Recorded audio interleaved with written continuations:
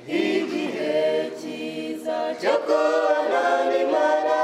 igihe kindutira ibindi byose,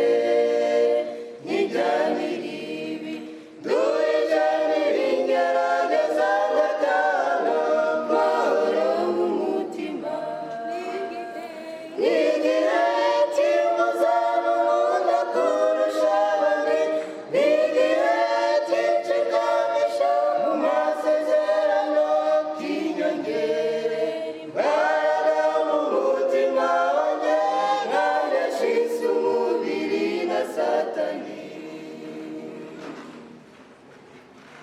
Igihe cyiza cyo kuba